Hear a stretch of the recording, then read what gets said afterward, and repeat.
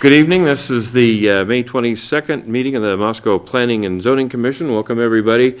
I'm sitting in tonight for our chair, Wendy McClure, who couldn't be with us, and our normal council liaison, Brandy Sullivan, is not able to join us. We think Catherine Bonzo will be sitting in for Brandy a little bit later on. So, first order of business is to approve the minutes from the May 8th meeting. Do we have any questions, corrections, deletions?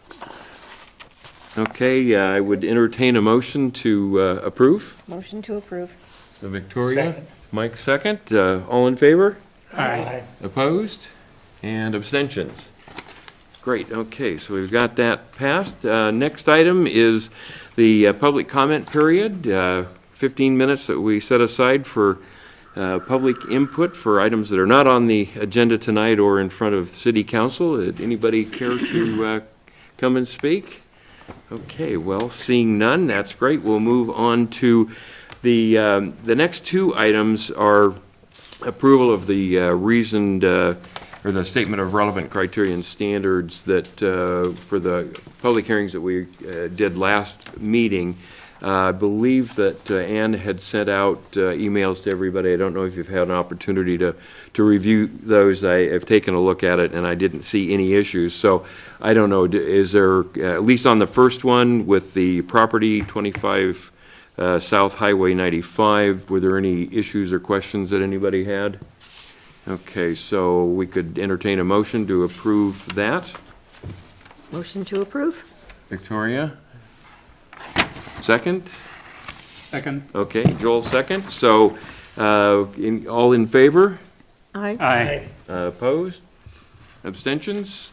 Okay, so that means we've approved the reasoned statement of relevant criteria and standards for property at 2500 South Highway 95 within this area of city impact, LUP 2019-0014. So the next item is the other statement of relevant criteria and standards, and this is for the property located east of intersection of Southview Avenue and Alice Street within Moscow. Anybody have any questions or issues with that particular statement? Okay, I would also entertain a motion to approve that. So moved. Nels moved, Second. and Mike second, and all in favor? Aye. Opposed? And abstentions? Okay, so we've approved now the reasoned statement of relevant criteria and standards for property generally located east of the intersection of Southview Avenue and Alice Street within the city of Moscow, LUP 2019-0015. So, next, we have a public hearing on a planned unit development. Mike, I guess you'll make the presentation before we start the public hearing.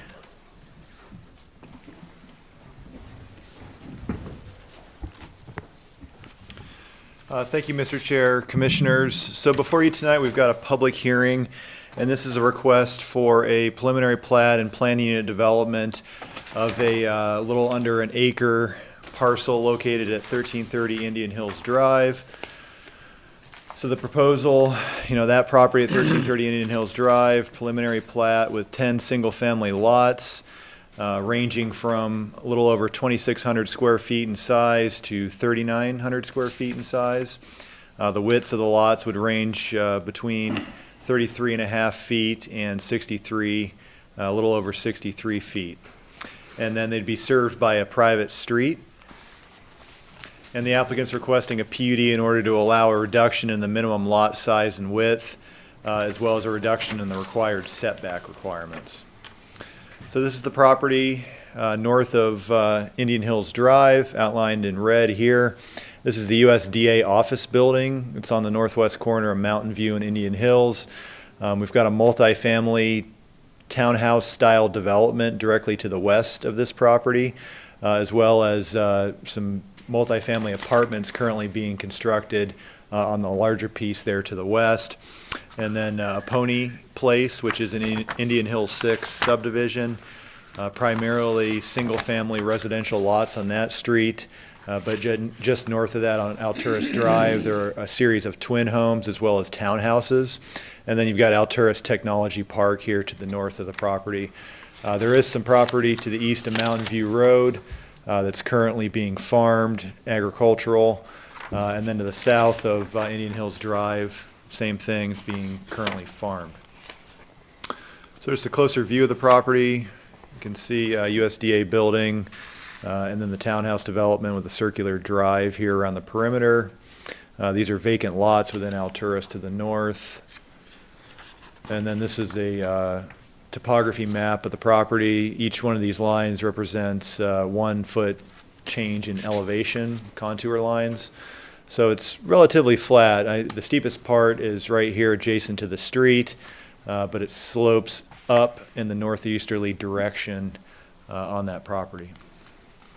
So looking at the current comprehensive plan land use designation, I believe this is one we probably missed with the remapping of the comprehensive plan future land use designations. So this is auto urban commercial. If you recall, we entertained a rezone request a number of, I think maybe a couple years ago, in order to rezone this to residential office.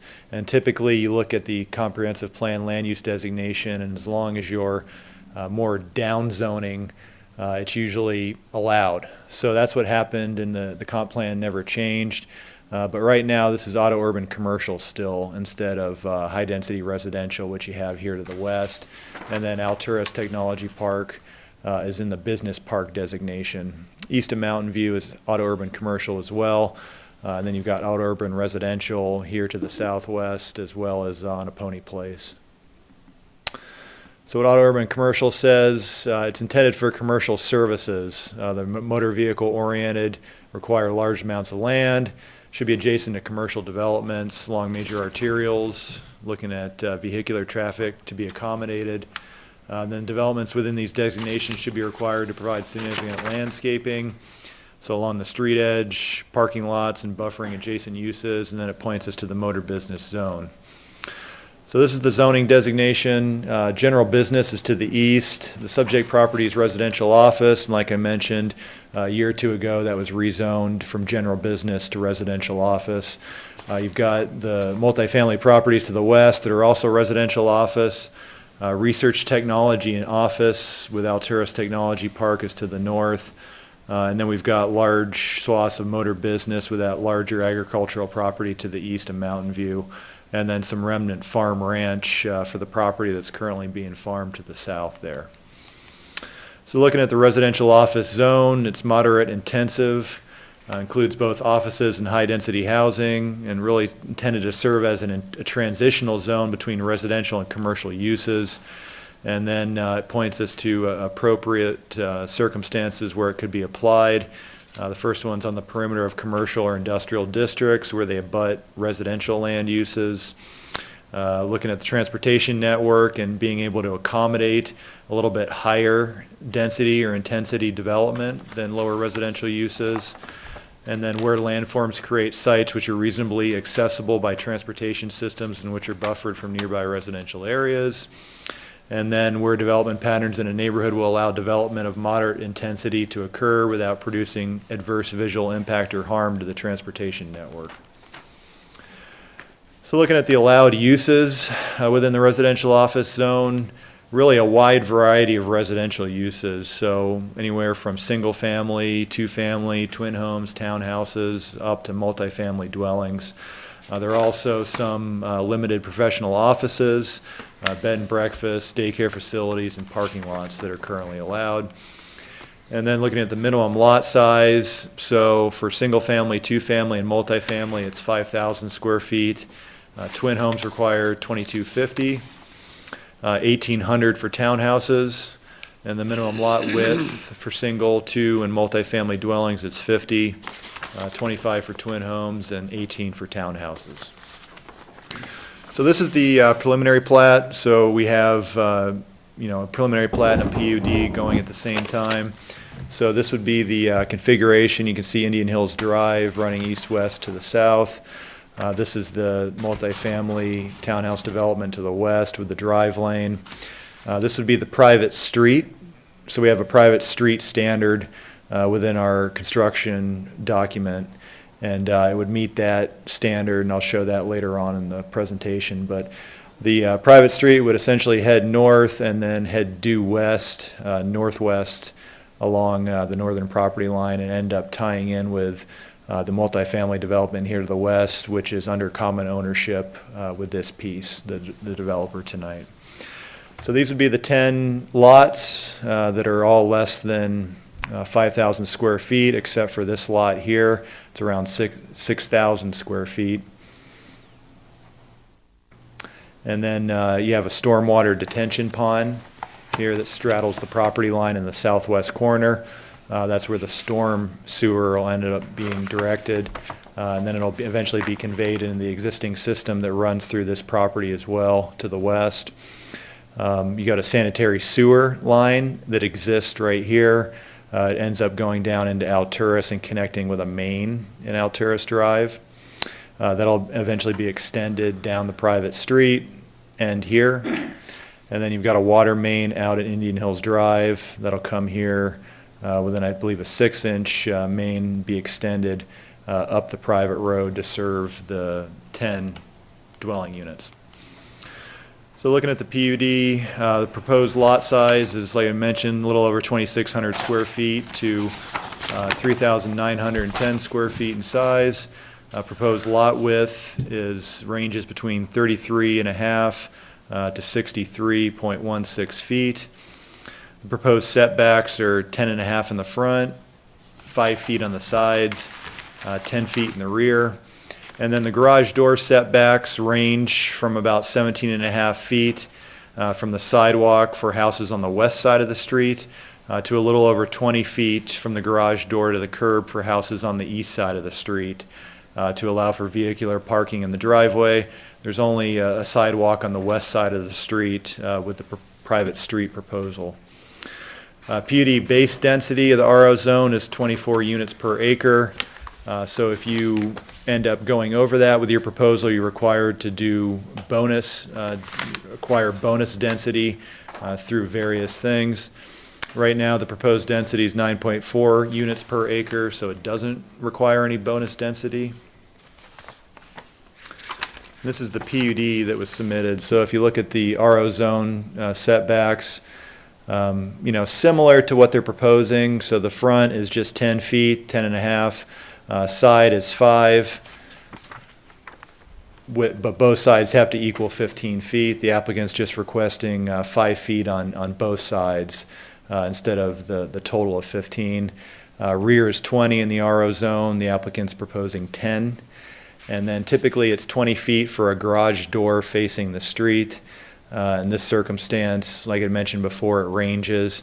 So these are about 17.5 from the garage door to the back edge of the sidewalk. On the east side, you have curbing here, and these are a little over 20 feet from the garage door to the back edge of the curb there. Question? Sure. What are the X's, the boxes, the X's in the street? Those represent on-street parking spaces. Okay, thought So, they might be. But yeah. wasn't sure. This private street standard, there's enough room for 2 travel lanes, northbound, southbound, and parallel parking on one side of the street. And then just because of the driveway placement, there's only room for 4 on-street parking spaces. Would note that there's plenty of on-street parking on both sides of the street on Indian Hills Drive, down to the south there as well. Mike, the private street does access Indian Hills Drive, right? There is a curb cut there? There will be as part of this, correct.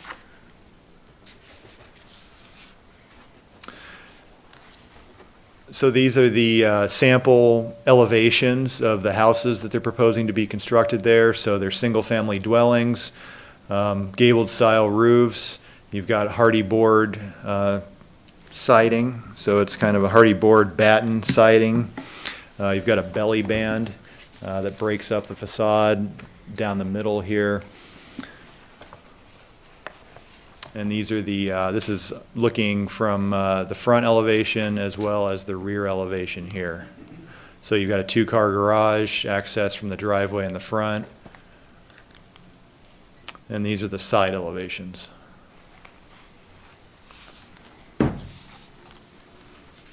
Some other renderings from a kind of an angled perspective. And then these are the floor plans. So like I mentioned before, two-car garage. You've got the entry with the stairs accessing the second floor. You've got series powder and mud rooms, closets, and the main floor is primarily dedicated to the kitchen, dining, and living area. And then the second floor, you have a series of 3 bedrooms, a couple bathrooms, utility room. Here's the stairs that goes down to the first level, and the bedrooms and closets associated with each one. Bathroom here and a bathroom there. So looking at the street network, Indian Hills Drive, it's a local neighborhood street. It's 60-foot total right-of-way width, so that means 34 feet of paved surface. Has parking on both sides of the street. There's an 8-foot tree lawn with a 5-foot sidewalk. And then in close proximity is Mountain View Road. That's designated as a minor arterial. Our private street is proposed to serve the PUD, so there's 2 11-foot vehicular traffic travel lanes, and then on-street parking on the west side of the street, and a 4.5-foot sidewalk on the west side of the street as well. Like we've gone over, there's room for 4 on-street parking spaces. And so this is our private street standard within the construction specifications in our code that transportation had worked on for quite a few years. So you can see a lot of this varies depending upon the proposal, but essentially I have 2 travel lanes. They widened it from this detail in order to have parallel parking on the one side. And then they've got the sidewalk is located on the west side as well.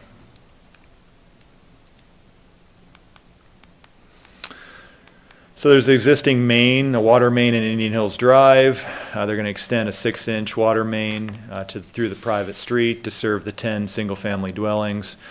Public Works has looked at our comprehensive water system plan from 2012 and determined the existing system is adequate potable and fire flows, as well as the sanitary sewer system.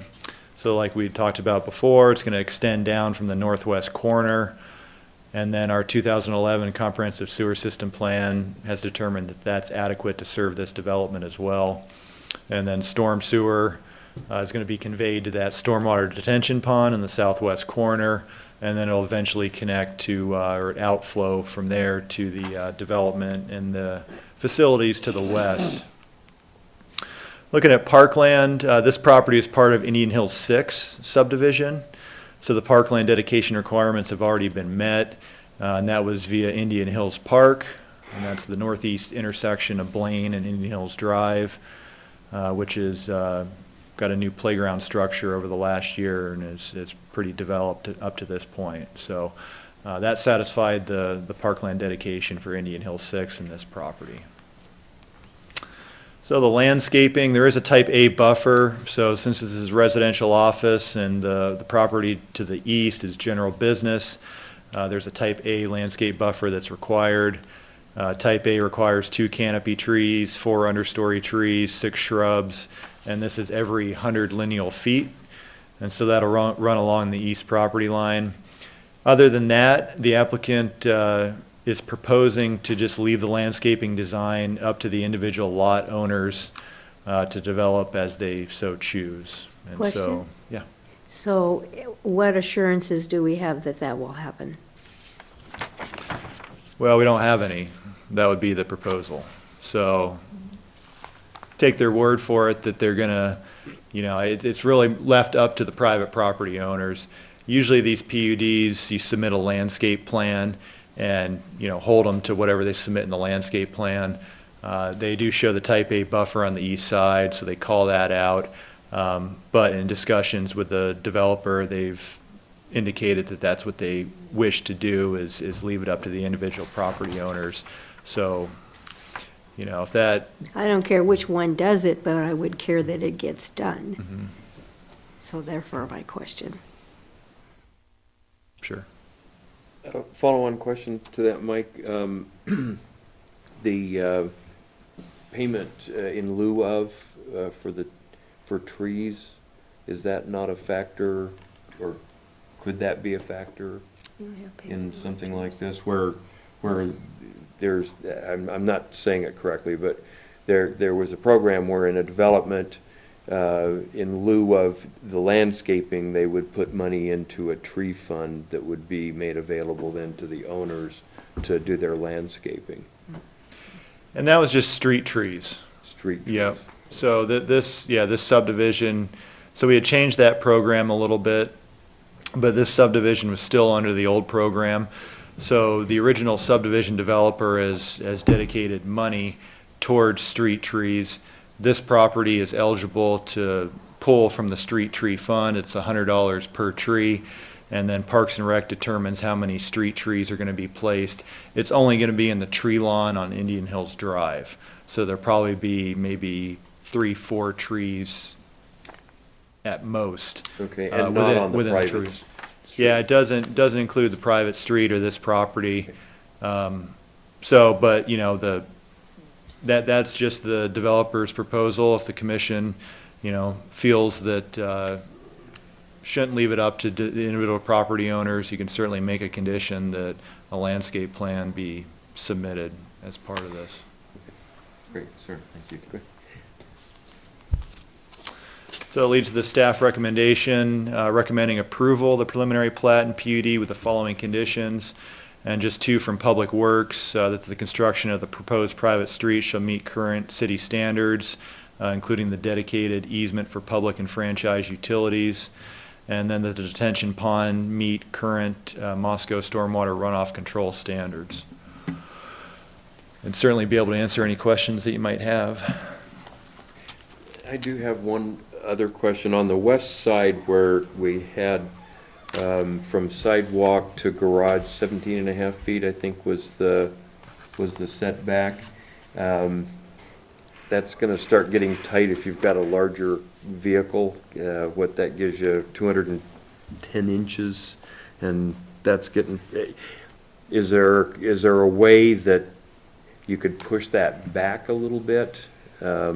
That would require, I guess, for the design, then that the rear setback would have to be offset, and that's only 10 feet, correct? So. Yeah, there's not a whole lot in the back, you know, with the footprint they've chosen for the homes.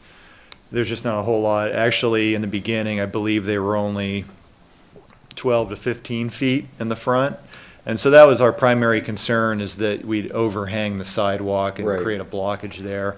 That's why it's 20 feet in our code between the garage door and the back edge of the sidewalk, is so that you can reasonably park a vehicle there and it's not going to block the sidewalk. That was early feedback that we had given them, that we're a little concerned about the sidewalk there being overhung by a vehicle, and they ended up pushing them back 17 and a half. You know, that would fit most reasonably sized cars. Now, if you have a extended body truck, then you may get into an issue where it might overhang. I guess it's less of a concern in this area because you just have 10 single-family homes on this that would be using. I mean, it's really just, you know, I think if you're going to walk anywhere in this subdivision, you'll probably just walk down the street because there's not going to be much traffic other than people that live there. The properties on the east side, you know, those meet the 20. There's not a sidewalk over there to overhang, but they're a little over 20 from curb to the front of the garages. So it's really just, you know, could possibly become an issue with the properties to the west. But they're fairly close to 20 with 17 and a half, and just the low nature of, you know, probably traffic in this small PUD. I think we were comfortable with living with that.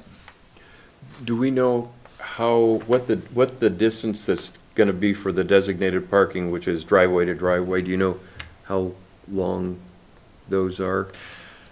Well, the standard parallel parking space is 8 feet wide by 23 feet deep. Okay, So it's appears to be about 23, 24 Okay. feet between the driveways. okay. I got it. Nils? Why aren't we considering a buffer on the west side, Michael? It seems, I mean, we got a buffer on the east, but, so there's this plain wall of the back rear of the houses, and South. Rear elevation, so there's a door there, but I could imagine a lesser, in other words, there's little space for landscaping wonder in this development, in this PUD.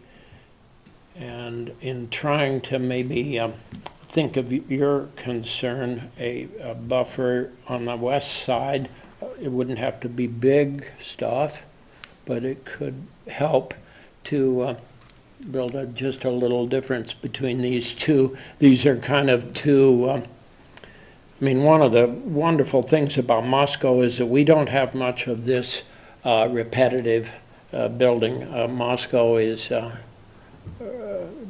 both new and old Moscow is fairly charming because you seldom see 4 houses in a row that look the same. So we're sort of edging toward a kind of a sameness here, and the idea of some arborvitaes or some, I'm not sure, I don't have it on my mind exactly which buffer it should be, but I could really entertain that. Yeah, I think I the don't know what reason, other people think. yeah, Well, the required buffer is in the back, in between the back and the ag building, right?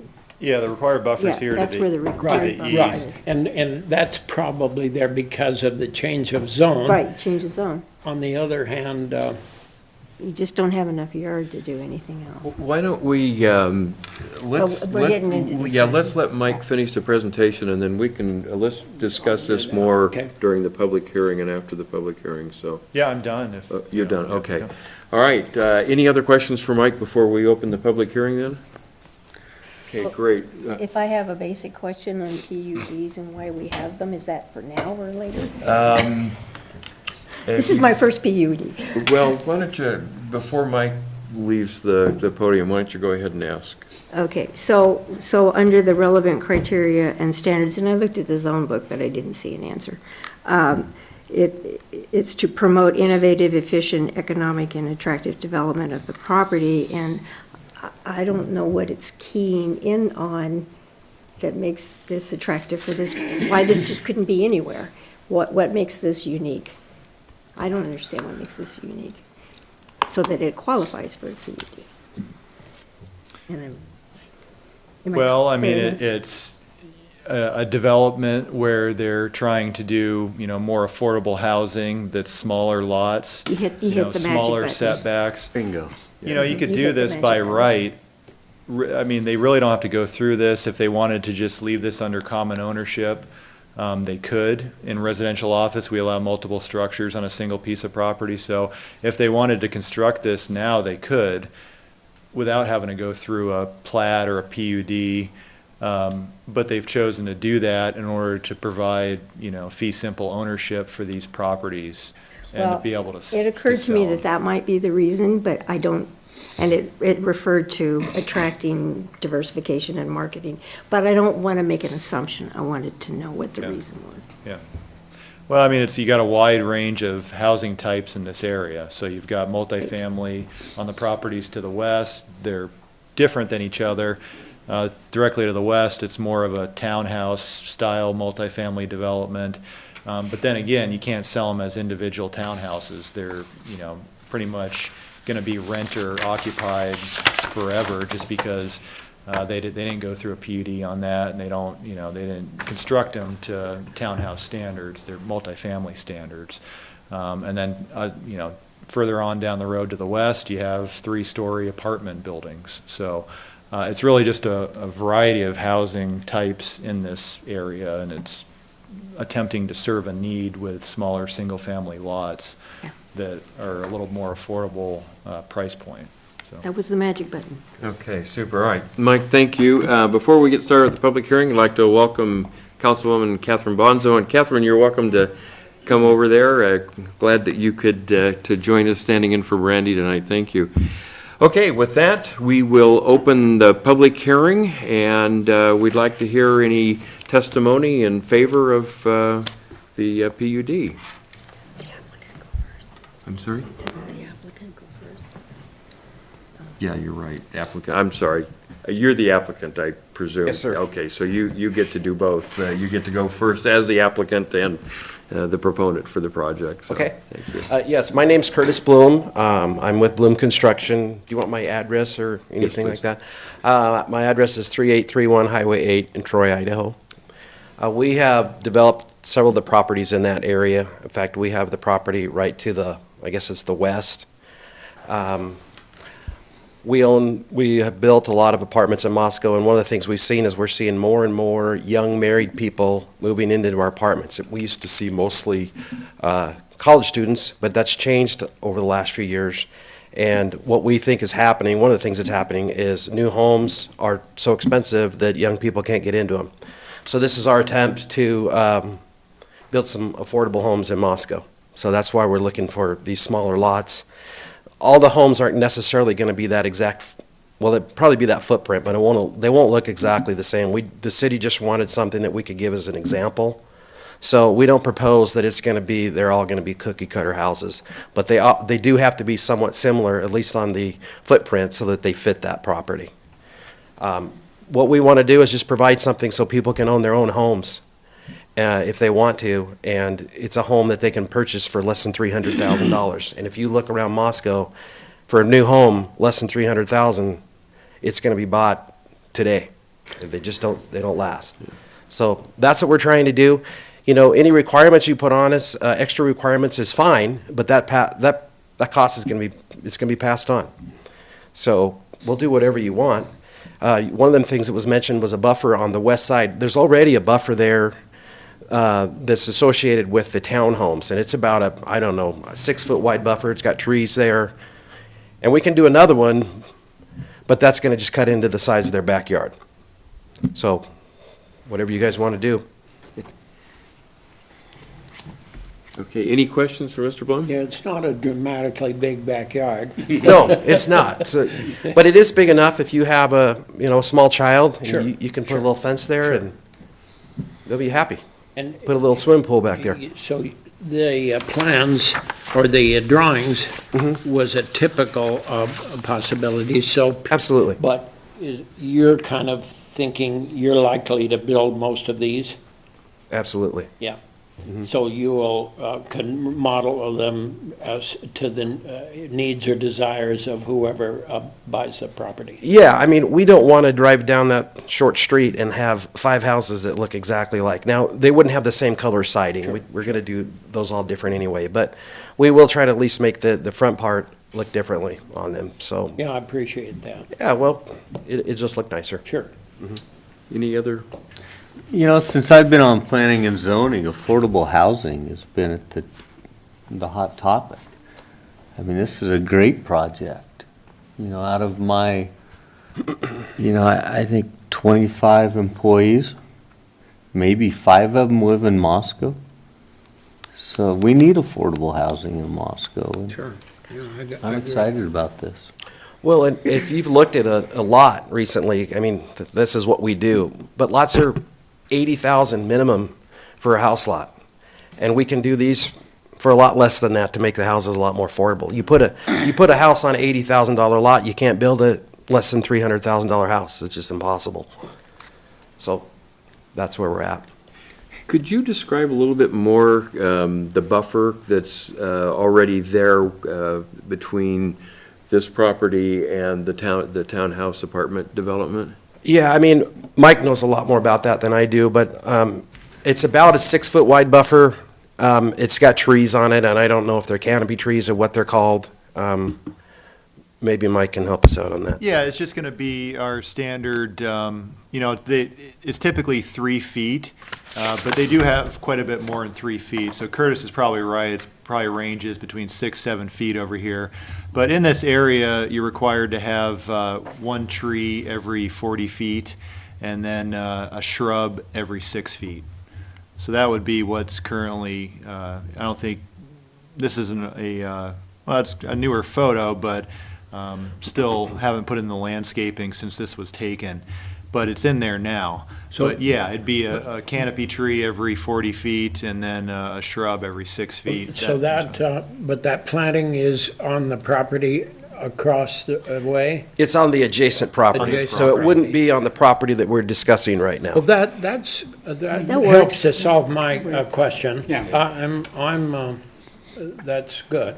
So, Mike, it looks like there's also some landscaping behind the ag building that's already there. Yeah, they're, just like this property, they're required, or they were required at the time of development to put a type A buffer in. So basically, it's been So covered. they've already got type A here, there'll be another type A here, and so essentially there'll be 20 feet in between the commercial property and the residential, back end of the residential. And that's really the intent of the wider buffers is whenever you have a commercial zone transition to a residential zone, that's primarily what you're using to kind of, make those coexist and buffer them.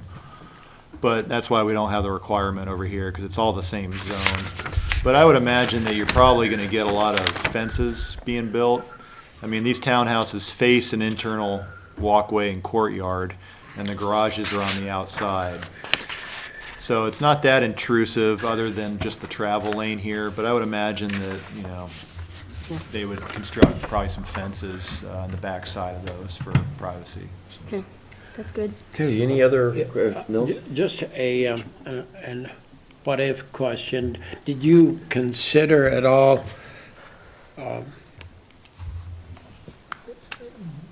duplex style, where the property line just goes down the middle? Do you think that's something that just scares people here in Moscow? Or it would allow, there isn't much space between the houses as it is. What is it, 10 or 12? So I was just wondering if that was, if you'd. Well, there's a project Consider- going off of Mountain View right now, that my understanding is it's all twin homes. And we are currently building one set of twin homes over in the Tempo Commons. And I think that's nice, but if I'm buying the house, I don't want to share a wall with someone. So I just think these are nicer. And you still have your own property, you have your own place, it's not huge, the houses will be less than 2,000 feet, but they're still nice, you saw the floor plan.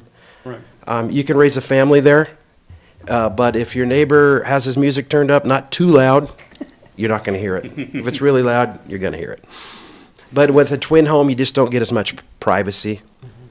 They're nice, they serve a purpose, but we're trying to offer something else here.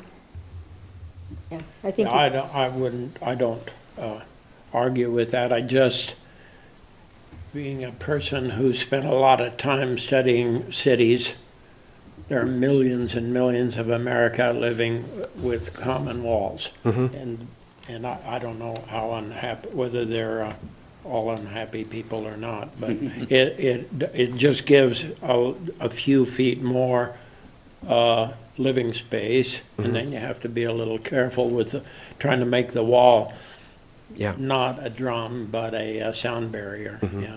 It's just it's not a criticism really. Right, I understand. As much as it is a question. Yeah. Because you know more about this than, certainly than I do. Well, we're just trying to offer something where people have their Right, own right. place.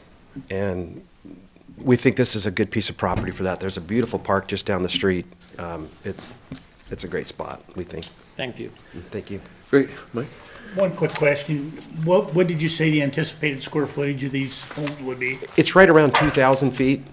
That's a nice size home. It's not like it's a tiny home. No, it No, isn't. that's a nice size home. They're nice. And that includes the garage. No, the garage is on top of 1,000 that. plus garage. Yeah. I'm not sure the dimensions of the garage, but they're not real big. I think they're 20 by maybe 22 feet deep. So the big pickups you're talking about probably aren't going to fit in there. So hopefully people with smaller vehicles will buy these homes. That's Well, they great. know it going in, so. Well, yeah.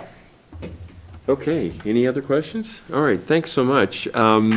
And we'd like to also hear from anybody that's got any other comments, either in favor or have concerns about the project. All right, seeing none, we'll close the public hearing and open it up to conversation with the commission. A lot has already been said. I'm satisfied, I'm more satisfied now with the trees that are going in. in the other properties. So, actually, I'm like, I couldn't agree more that we need these houses. Well, I think Scott and Victoria hit it. Scott's, Yeah, made exactly. a good point. Yep. And it's important, so I think it's a good project. Yeah, I would agree. I think this is much needed, and you certainly know the market probably a lot better than we do, and, but the affordable housing really strikes a chord, I think, with all of us, so. Yeah, I wouldn't want to share a wall if I was buying a house. Sorry, I wouldn't want to do it. Joel, you have? It sounds like there is an account somewhere that has a bit of money that could be used for purchase of several trees along the east-west frontage, and I'd like to see that happen. But that On the tree Right. lawn for, on Indian Hills there? Right. Yeah, yeah. and that it would be Mike? good to I somehow think, encourage the. I think that's already part of the certificate of occupancy, isn't it, Mike? Street trees. Well, this would be under our old Under program, the so old it would be optional, but their money would be there in order for them to do that. So It's a new program. I couldn't say that I could guarantee that we could force them to do that, but you could certainly require that of them to, you know, plant the required trees in the tree lawn along Indian Hills Drive, but I'm sure they don't have an issue with doing that. It's been a while, but in the back of my mind here, I'm thinking Parks and Rec will eventually, or maybe they have a program going now where they're kind of trying to follow up on some of these things, and if they've been missed, get them done. So I'd leave it to fate. I'm thinking too, this is a preliminary plat, it's gonna have to come back, isn't it, at some point in time? So if we decided we wanted to make some other conditions, we could do it at that time. We wouldn't necessarily have to do it for the PUD. Yeah, I think you could do it at that time. Okay. Yeah. Okay. All right, well, Well, I any? think it's well-reasoned, and Yeah, no, I agree. and kudos I- to looking for yeah, affordable I housing. think that you've struck some really good notes on this one. So, all right, anybody else care to comment, or how would you like to proceed? Goodness, okay, well, could we entertain a motion to approve the PUD as presented with the conditions that, I don't think we had any additional conditions, did we, Mike? It's up to you, but there's just the two recommended by Public Works Department that are essentially just reiterating that they just need to meet City of Moscow standards. I don't think we have any additional that we're considering. No. So moved. Second. Okay, so Scott moved and Mike seconded approval of the PUD as presented. All right, very good, thank you. Appreciate that. And I believe we now need to do the We statements. need to vote. Oh, all in favor? Excuse me. Aye. Opposed? That's approved, thank you very much. I Mike? think we'll also need a motion for the preliminary plat, since they're technically two items. Okay, And then the RC directing staff for the relevant the criteria relevant, for okay. both of them, yeah. all right, so another motion for the preliminary, to approve the preliminary plan? So moved, along with the two conditions you provided. Okay. Second. Scott second, okay, so Victoria moved for approval and Scott seconded, so all in favor? Aye? Aye. Opposed? Okay, so the preliminary plat is also approved then, and one final item of business is to, motion to direct staff to prepare the relevant statement of standards and criteria and standards. So we'll need one more motion. So moved. Okay, so Joel moved Second? and Victoria second, okay, so all in favor? Aye? Aye. Opposed?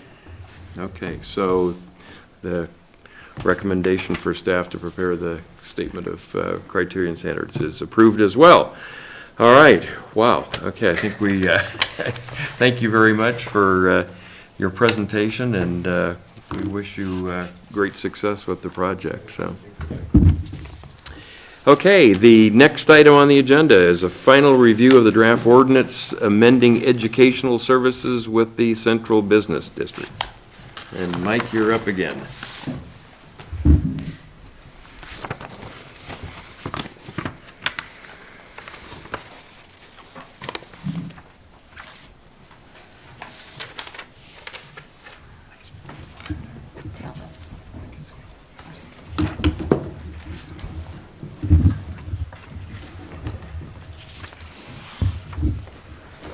So this is just one final review of our ordinance to amend the use table. It started out with educational services, so we've got this scheduled for public hearing at our next Planning and Zoning Commission meeting, the first meeting in June. So this is just more of a final review. Nothing's really changed since last time, except for one minor item that we discussed last time. So educational services, these all remain the same as we discussed last time. And then we talked about the, R4 and healthcare services, the small clinics up to 2,000 square feet in size, looking at allowing those again since they got dropped off with the use table amendment. Self-storage facilities from a conditional use to a permitted use in motor business. The commercial and industrial machinery and equipment, changed that from just not allowed to a conditional use in motor business. And then we talked about the off-street parking areas and parking lots and garages last time, and that's what it looked like. We ended up, after the commission discussed the concern with R4, just allowing, parking lots that serve other uses within R4 that aren't accessory. We ended up amending that to include, permitted accessory uses for uses within an R4 and within 500 feet of the use, but also had a conditional use instead of just a permitted use by right. And so that was really the only change that we made that was based upon the discussion at the last meeting. So, anything else? Any other ideas since we talked last? Thoughts, concerns? Looks good. Just remind me that Legacy Crossing area is not, this isn't, it's a different condition, right? Or is Legacy Crossing part of this discussion? Well, I guess there'd be uses that are allowed in Legacy. So right now, Legacy Crossing is our urban mixed commercial zone. And so, this would, all this use table applies to Legacy Crossing. Yeah, that determines the uses. So, it would apply there as well. It would just be under the UMC zone, which is the underlying zone there. So, we do have changes depending upon where, what zone you're in, certainly.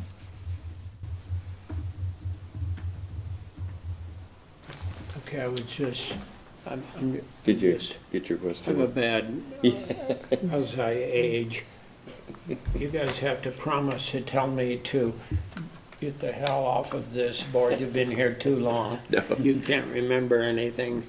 But I was just checking to be sure that that's what we were, yeah, I'd forgotten about the column over there, Michael. Legacy Crossing is basically an overlay zone. Yeah, right. Really. And so this applies to whatever particular zone is overlain. Yeah, and it overlays the UMC zone. So this would be, essentially all Legacy Crossing in the overlay is zoned UMC.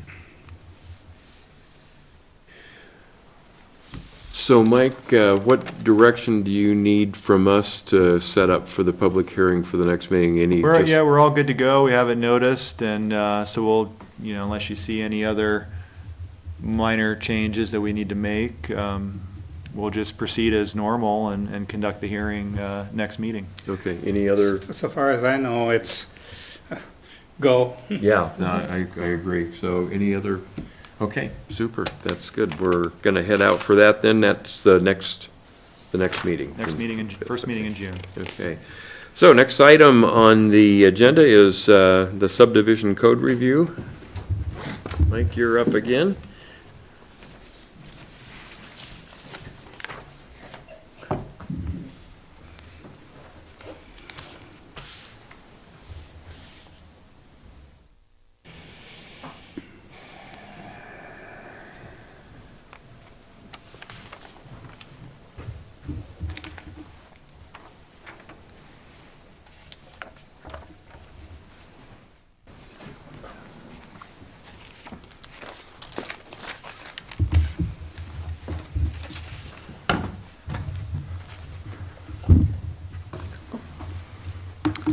So I think last time we discussed, so this is in reference to the cluster and traditional subdivisions, and we were working on incorporating that in the city code. And so we were reviewing, initially we thought it would be best placed within the subdivision code, since that's, really what we were currently working on, and it pertained to the subdivision code. But a large part of this is really just that bulk and dimensional table, and it seemed odd to have it be in two different places. So in Chapter 4, we have the main bulk and dimensional table for pretty much all the zones and all the uses. And then, subdivision code is going to be a separate chapter. It was in Title 5. We're going to shift that and move it to the zoning code, but it'll be Chapter 12. And it just seemed odd to have it in two different places. And we were looking at Chapter 4. It seemed like more of a better place to insert really this cluster and traditional subdivision idea. So we'll just kind of go through what we've proposed to do here. So right now, Chapter 4, there's an introductory statement, and then we've got the bulk and placement regulations table. So this is lot area, lot width, setbacks, building height, things of that nature.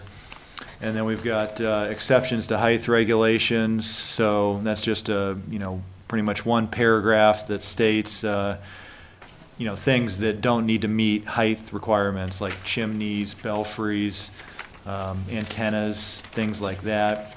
And then we've got a setback section, which really goes through how you measure setbacks, where you measure them from.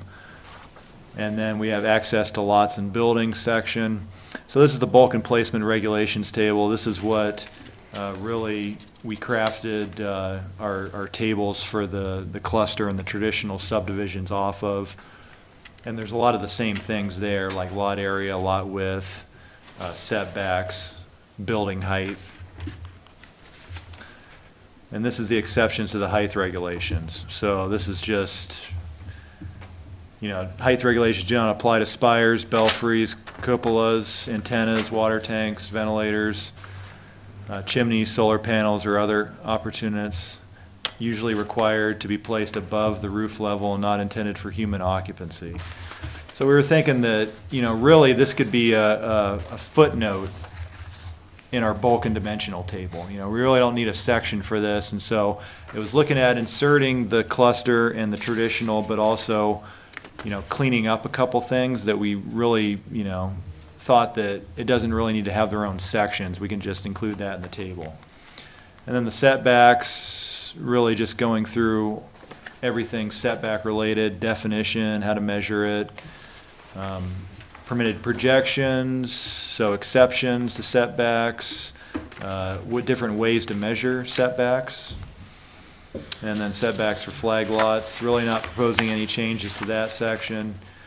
But then it brings us to access to lots and buildings. So this is really the heart of the section that we're thinking of moving into table format and just inserting that into the bulk and placement table. So if you look at the bulk and placement table that I have here, one of them, the one on the left page here, page number 4, that one's proposed, that's the current version that we have.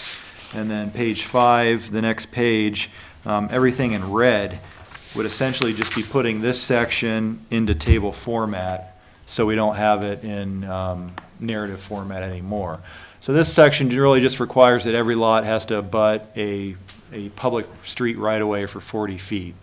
And then there's some exceptions. So you have lots on cul-de-sacs or vehicle turnaround areas that can go down to 20. Flag lots can go down to 20, but the total length of the flag can't be longer than 150. And then we go into twin homes, is 20 feet. And then townhouses is just equal to the width of the zoning district. And then we've got this other section that we worked on a number of years ago, and we inserted this, and this is just to allow all those lots that are in town that were approved at some point in time that don't meet this requirement that it has public street frontage. So you have like Hidden Lane, that's accessed off of an alley. There's some properties up on Residence Street that are accessed off of an alley. Previously, they had an issue here where we'd restrict what you can do on those properties. And so that was an issue, and that's how we inserted this section and clarified that. And then most recently, for those rural zones, we ended up allowing for access easements to satisfy the street frontage. So, and we allowed those longer than 150 feet. And so we were thinking like North Polk area, where you have, a lot of long linear lots that are really deep, and being able to densify in that area with more rural lots. A lot of times in the county, they'll just have access easements through the property. And so that's what we recently did. So, the first thing we do is move this section. It seems like it fits better in Chapter 1. We've got non-conforming lots of record. Currently, we just have this section that says that, if you have a lot, doesn't meet minimum lot size or width, you're still eligible to build a single-family dwelling on it. And then we would just add, the same language about these lots that have been approved by city council prior to this zoning code, don't abut a public right-of-way. So it seemed like these two fit together fairly well, and we just relocate that. And then this would be the changes to the bulk and placement regulations table. So we already had a lot of the things, lot area, lot width. It seemed wise just to go ahead and put the, minimum frontage on a public street. And so we just added those to the table, kept, standard lot, it's 40 feet across the board. A lot on cul-de-sac or turnaround, it's all 20. Flag lots, it changes. So we've got the footnote there. It's 20 feet in width, but if you look at the footnote, it'll say access may be provided by a permanent access easement no less than 20 feet. Any point may be greater than 150 feet in length and as long as there's sufficient fire department access is provided. So this is in the rural zones where you have that, and so that's where we have that footnote.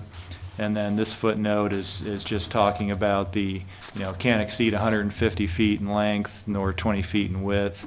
That's what number 14 says, and that applies to the rest of the zones other than the rural zones. And then twin homes and townhouses, these only apply in certain zones here where they're allowed. So everything else, it is struck. But that's really just the width of the lot that's required. So you look up here, townhouses, these zones, it's 18 feet, and that's what it says. So we've converted that section and put those in the table.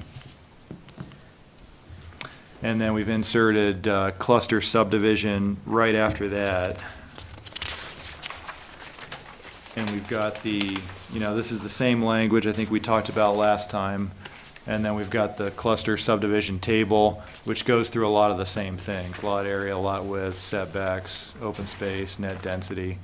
One thing that we did change from last time, we had the comment last time that maybe we don't want to just restrict this to just single-family detached structures and want to expand it to single-family attached. And so really what we're talking about with single-family attached is twin homes and townhouses. So that's what we've done since last time. So it used to just say single-family detached. Now we've expanded it to twin homes and townhouses. and then just assign the lot sizes within these zones. We didn't expand it to suburban residential R1 and R2, mainly because it's not allowed in those zones right now. And I don't know, I think it would be illegal for us to all of a sudden allow it through a cluster subdivision when it's not allowed in the underlying zone, so we'd have an issue there. And so it made sense just to leave it out of SR through R2, but certainly R3 through RO, we could have that standard. And then the net density went up just because we use the smallest number here, smallest lot size, to determine the effective net density. So those have changed a little bit here, but really just the three. And then, I think we've talked about this before, but the minimum development size is something that we touched on briefly, but maybe you wanted to talk a little bit more. I think that it probably, and this is something that, looking through the research of the other jurisdictions, a lot of them had a minimum development size before you were eligible to do a cluster or traditional subdivision. And so we thought 5 acres. I think 5 acres is around the size of like the Green Acres PUD development off of White Avenue. And then there's always an option, if you wanted to do something similar that was under 5 acres, you could always apply for a PUD. And so we thought that, there was a way in order to achieve that under 5, but we should probably limit, what the minimum development size for these cluster and traditional subdivisions. But, we're open to discussing that, certainly. Quick question. Why do you do the cluster subdivision first before the traditional? Somehow it seems more logical to deal with the standard before you deal with the cluster. Yeah.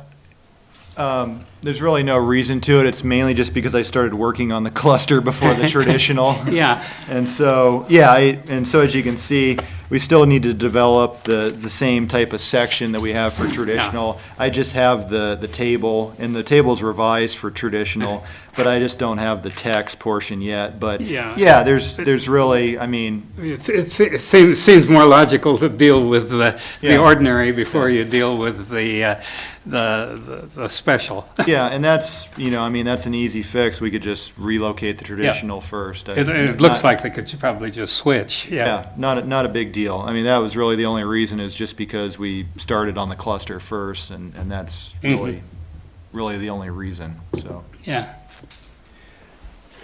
Mike, I'm wondering if it might be worth continuing or having some additional discussion about the twin home and townhouse in the R1, R2.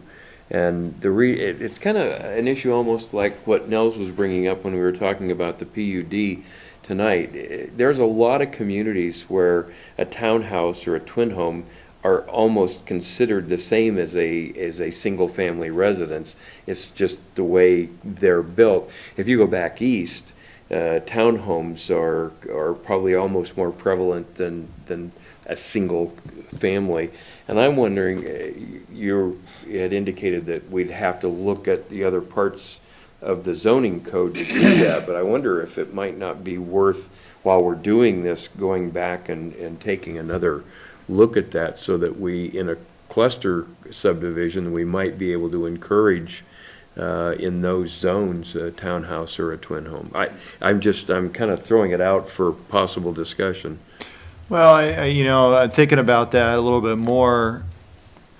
I think we set ourselves up for a number, options for a number of different zones. So if you recall in the comp plan discussion, we were looking at auto urban residential.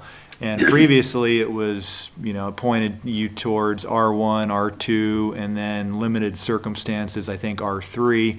And we amended that definition to just say, maybe possibly a mixture would be adequate or, acceptable for R1, R2, or R3.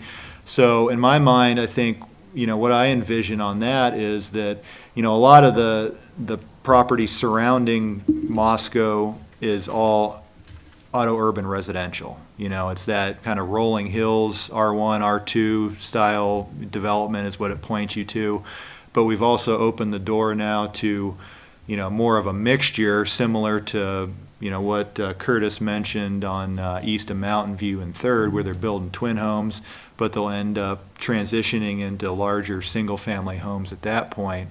I think it's just purely, you know, if you want to have that mixture, and maybe it makes sense to have the attached twin homes and townhouses closer to maybe, you know, larger intersections or arterials or collectors, and then transition into some of the, you know, other areas where you just have, you know, smaller single-family lots. I think you just go through a rezone and just do, you know, at the same time, and just do, you know, whatever mixture of R1, R2, R3 you propose, and kind of, you know, achieve the mixture that way, I think is, you know, what we were thinking. Okay. I mean, I don't know that, you know, wanting to, I mean, it'd be a giant policy shift if we just ended up looking at allowing twin homes and townhouses in the Rolling Hills neighborhood, where all the lot sizes are, you know, 9,000 plus square feet, and, you know, people are pretty established in their investment and their large homes. I think it'd be a real, you know, kind of a large, maybe an uphill battle just because of the policy shift. But, you know, maybe looking at, I just don't know the legality of allowing it just through a cluster subdivision, but not allowing it in the underlying zone. I don't know how that would work. It might be worth exploring that piece of it with council and Yeah. and see where we go. I just, you know, and you're right, I don't think that my intention is that you go into an established neighborhood of single-family residences and all of a sudden start. Yeah, sure. But as we're doing these cluster developments, encouraging that mix, I guess, is all I'm kind of trying Yeah. to get to. So, okay, I just thought I'd. But, you know, also be that a lot of our existing neighborhoods, the streets will continue into possibly a cluster subdivision, and so you may, I mean, it's likely that you may have maybe higher density traveling through a lower density area, or, you know, whatever the arrangement is. I mean, you could possibly have that issue, but, Okay. but I could certainly, yeah, talk a little bit with our city attorney about Okay. that. And explain that a I little wouldn't more. mind having at least some additional information Sure. on that as we move Sure. this forward. Yeah. Okay, terrific. So do you, what do you need from us on this piece of it, or just? Well, just mainly looking for any feedback or comments, concerns with the changes since last time, and then, you know, whether or not you thought it was all right where we kind of have it positioned. I mean, we're fairly done with the subdivision code. I mean, this was really the last component, was working through the cluster and traditional, so, you know, if we have a place for, and we're just trying to figure out a place to put this, and seeing as though I think that, you know, it fits better here, you know, and this is fairly done, we just need to finish the traditional section before the table. That'll be the last component, and then I think we're ready to review the whole subdivision code again, and the, you know, the tables and the cluster and traditional in chapter 4. But I think we're nearing the end, but, Okay. you know, it'd probably be good to go back through the subdivision code. I know we went through that a few months ago from front to back, and we had some questions. I think we covered some of the sticky points in that, and thought, you know, my memory serves me right. I think we figured those out, but Right. might as well go back and go back through it again, make sure, you know, there's no other issues. Yeah, I think probably wouldn't be a bad idea. And then we can bring up some side issues like the one we were just talking about, so, and get the traditional in front of the cluster. So, now, are you gonna bring the traditional to us? Yeah, I'll have that next time. Okay. And so, I'll have this draft ordinance again with the traditional section in the beginning, And then I'll probably include the whole subdivision code, so you have a paper copy or electronic copy of it again. Okay. And can look through it and Okay. refresh your memory and everything. Yeah, and if you wouldn't mind asking the city attorney about their view on that. Sure. I don't mean to get too hung up on it, but kind of trying to think my Yeah, way through yeah, some of this. of course. So, okay, terrific. All right, so we're good with that one. Next item is Transportation Commission report, Joel? The Transportation Commission will next meet the second Thursday of June, and I have not seen a agenda yet. Okay. So we'll get a report next That's time. about it. Okay, super. And Mike, any announcements or correspondence? I don't believe anything from staff, no. Okay. I just had, just as a, I'm running away to France for a while, so I won't be here for the next 2 meetings. And I did tell Ann already, but, Great. so just as a point of, and the other thing I should say is that there is a bridge across Paradise Creek, in case you hadn't read the newspaper. And you can't use it yet, there's a hole in front of the bridge, but I think it'll be within the next 2 or 3 weeks, there should be a grand opening. Terrific. So it was quite a little exciting, from my point of view, event. Some council members were out, and we had donuts and coffee, and so it was quite a delightful morning as they brought the bridge in on a crane. Wow. And so it was kind of fun just to see that happen, so. I have dreams that as the future, as we move into the future, that 3rd Street will continue to be amplified and made a little bit more unique as it works by the schools and by the park. And I understand that there are plenty of people. I sent out an email on Facebook, and I had some of my best friends tell me that I was still just as crazy as I always was. But as we brought the historic district up to 3rd Street, there's a great opportunity. The city, we're talking with the engineers and about having signage and lighting that will let people know that this is a historic district. And I think in due time, within the next few years, the 3rd Street will be seen in slightly a different way, because it's always been, there was a historic district over there somewhere, but you never knew where it was. That's great. So anyway, that's my report from the inner city, if you will. Send us a postcard, send us a Huh? postcard from France, and don't climb the Eiffel Tower, close. Yeah, we're going to the Women's World Cup is what we're Oh, super. doing. But we'd like to think that maybe the French won't have a riot on the day that we're in Paris. Good luck. Right. Anything else for the good of the order? Mike, Ann, Catherine? No? Okay, so meeting is adjourned. Thanks very much.